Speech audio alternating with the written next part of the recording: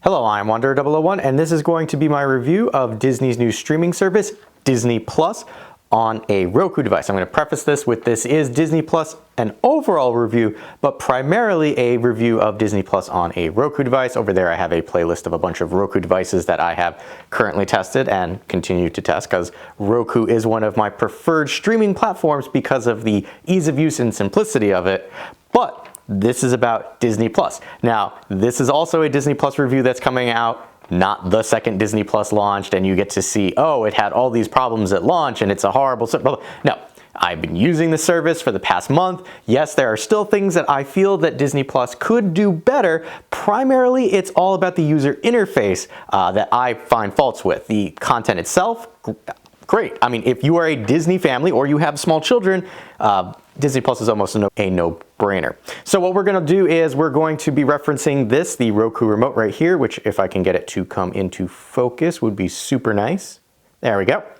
So I'll be referencing the directional pad, the back button, and maybe the home button. So what we're going to do is we are going to launch Disney Plus, and everything you're going to see are actual load times. I will say I probably will not actually play any content, only because, well, Disney is really bad about content when you play it on YouTube. So, load times.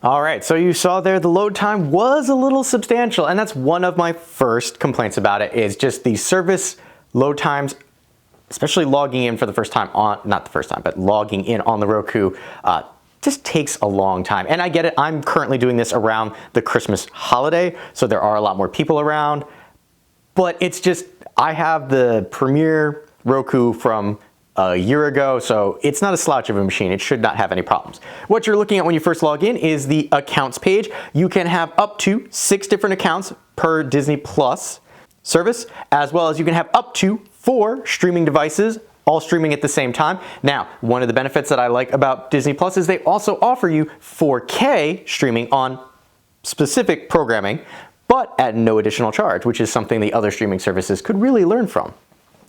Now, the one thing that I really don't like about the accounts or the login process, one, your Disney Plus account is tied to all of your other Disney accounts. So I don't know, Disney, maybe you shouldn't have done that, because there were all these issues when people first logged in on day one where their accounts got compromised. And if this is attached to your Disney World account where you go to Disney and you save your credit card, that's just poor planning on their part. I will say that when you load the app onto your Roku device, you do have to manually do a lot of typing using the Roku remote. You're going to see that in some of the menus later. But I'm happy to say that Disney Plus does work with your Roku app. Again, review over there. So you can use that to either type in instead of hunting and pecking, or if you have a password manager, you can copy and paste your password from the password manager into the Roku app, and it will automatically populate it for you, which makes it super easy. So here you've got all the accounts that I currently have set up. The first account, which is the primary account, can never be deleted or changed. If we come down here to edit profile, I can edit any one of these pre-existing profiles. So let's take a look at family here. So we will edit family. When you are editing a profile, you can change the name, you can change the profile icon, you can set this as a kid's profile, you can select autoplay on or off, background video on or off, and then you can done or delete. You can change the app language all the way down there at the bottom. The profile icons, I will say they do give you a large amount of different icons to choose from. From featured Disney characters, Marvel characters, and here we go, Star Wars, Pixar, Nat Geo, things for kids, Mickey's, Disney classics, Disney princesses, villains, Disney Channel. The list, it's quite extensive, so everybody should be able to find something that they like. Now, if we try and edit the main profile, the only difference between editing the main profile and one of these subsequent profiles is you cannot delete the main profile. Hypothetically, let's say we wanted to create a profile, we would select Add a Profile, and then from here, you would select an icon. We're gonna choose Baby Yoda because he's really hot right now. You would give it a profile name, profile icon, and then is this a kid's profile, yes or no? If it's not a kid's profile, you leave that at. We're gonna hit the back button. on the Roku remote and hit don't save because I don't want to add another profile. I've got plenty of them. We're going to hit done for now. And what we're going to do is we're going to come into the main profile, my profile here with the old school Robin Hood. When you first log into Disney Plus, here you've got this giant banner at the top, kind of throwing you through some of the featured content. You have boxes down here for selected Disney content or Disney owned content such as Disney, Pixar, Marvel. You see they give you a little animation when you select them. And we'll come over to Marvel and Star Wars now and Nat Geo. Scrolling down, you start, just like Netflix, it shows you originals. So this is all Disney Plus originals. Then we come hit movies, out of the vault. So I have mixed feelings about Out of the Vault because it's great that they brought a lot of the older classic movies again, like a lot of the stuff from the 90s that I grew up with, they're out of the vault now. But the question is, and I wonder, will they remain out of the vault or will Disney artificially kind of throw things back in the vault?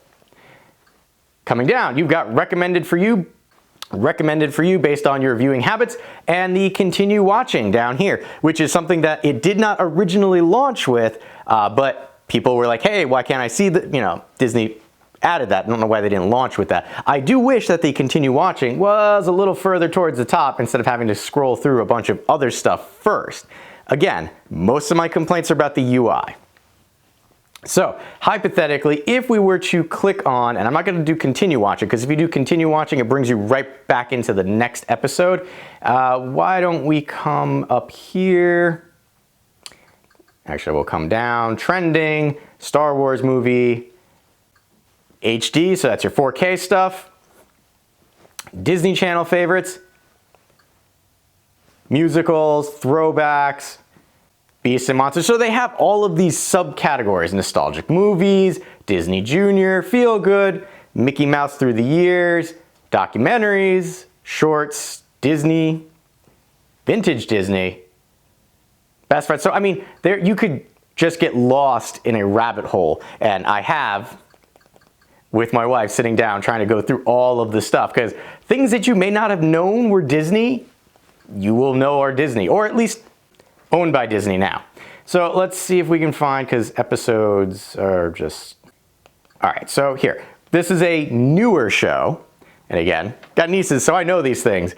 So when you first click on a show, you've got play, you can come over here, you can add it to your watch list. Again, a UI change that thankfully has been made. If you clicked on that originally and added it to your watch list, the icon would continue to stay like this instead of changing to that check mark. When you would come back, it would still be the plus. So you wouldn't actually know what you had added to your watch list. So we're going to add this for now.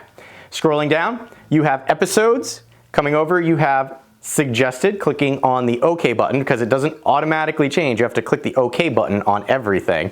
Here are things that it thinks you would like, as well as details. It will give you details about the show that you're watching. Now, this particular show is currently running on Disney or Disney XD. So what I found is, one, not all of the stuff is on Disney Plus yet. So what that means is this show is currently airing. So the season that is currently airing is not going to be on Disney Plus. So I feel that it's probably going to be like Netflix, where you have to wait until the season's done airing and then it will show up on Disney Plus. Likewise, this one here, Star vs. the Forces of Evil, my nieces love this show, and when they came over, it was not here yet. But then a week or two later, it populated onto the Disney Plus service. So not all of the Disney shows are on here yet. There's one, Wander Over Yonder, is something that they liked when they were younger, but is not currently on here yet. So not everything is here, but hopefully it will be here. But again, that's just a small thing. So let's come over to a movie. So here we go. Thor Ragnarok. Similar things, it gives you a description, suggested, extras. So if there's extras within that movie, you would be able to see them here. So it's like the extra features in any movie that you would get. And then details. And here it gives you a better breakdown than you had for the shows, which is kind of nice. So in keeping with our shows, we're going to come back up here and show you this on the side menu. Oop. This on the side menu here. Currently, you are on home. This is also how you can change your account. Searching I'll get to in a minute because that's just a mess to do. Watch list. Clicking on this. What I have noticed with the watch list is there's no way to order the watch list. I really wish there was. It is based on the last item added to the watch list. So you can see, Amphibia. I just added that while we were doing the video. Star vs. the Force of Evil. I added that as a test when it first came out. So the first thing I added all the way down here, originally before I started making profiles for my nieces, we've got Imagineering, 90s favorites, things like that. So let's come back up here to The Simpsons and we're gonna click on this because I wanna show you when we come down here, one of the things that I wish Disney Plus would do, and we're just gonna come down, keep going. So this season 25, I started watching this because I missed it a couple years ago. You'll notice that while they do have a continue watching on the main page, each of these do not have a, hey, you've watched this icon at the bottom of it. You know, on other streaming services, there's like a blue line that shows you how far into an episode you've gotten, or, you know, hey, there's the blue line, I know I've watched this already. Disney Plus does not have that. Now, I do understand for children, it's not that big of a deal because they'll watch the same things over and over and over and over again, but I wish they would kind of have that. Just so you, as if it's an adult profile, you would know what things you've watched already. And it's not like I wouldn't go back and watch it again, but I would like to know, hey, I've watched this already. All right, so we're gonna come back to the main menu because we're gonna now go down to continue watching. And we're gonna pause this right away. Wait for it. Again, this is to show you load times. Boop, pause. You do have the option to skip intro, but it doesn't quite skip all of the intro. You get like the last 10 seconds of it. Not perfect, but it's a work in progress. Likewise, fast forwarding, you'll notice that you do not get a preview at the bottom. You can see the progression, but you don't get a preview as to what you have fast forwarded to, which I kind of wish that you could see like a little depiction. It doesn't have to be live, just like a static image. This point of the show, this point of the show, this point of the show. Again, it seems like I'm splitting hairs, but a lot of this is UI that I was not too happy with, and you figured Disney, with its large coffers and majority stakeholder ownership of Hulu, might have been able to like pick people's brains a little better for that kind of stuff. Speaking of shows, and again, because I'm trying to fit all this in, there's a lot to cover. Some of the shows are out of order. Case in point, New DuckTales. The 2-episode pilot for that ends up showing as episode 4 and 5, which is a little odd. So again, little things that I wish they would kind of tweak. Again, kids watching this won't notice that kind of thing, but as an adult sitting there watching it with children, you're like, yeah, I'm pretty sure this isn't the first episode. It's just some seasons of some shows may be like that. Okay, let's go back to our menu on the side. We covered home, we covered watch list. Let's look at movies. So this is kind of a paring down of the offerings. This is featured movies. Now, again, movies and TV series are gonna look very similar to this, but you have to come up here to the top and change it to like A to Z listing, action, animation, comedy. So these are predefined categories. So if I did animation, it's gonna pair out all the stuff that isn't an animation.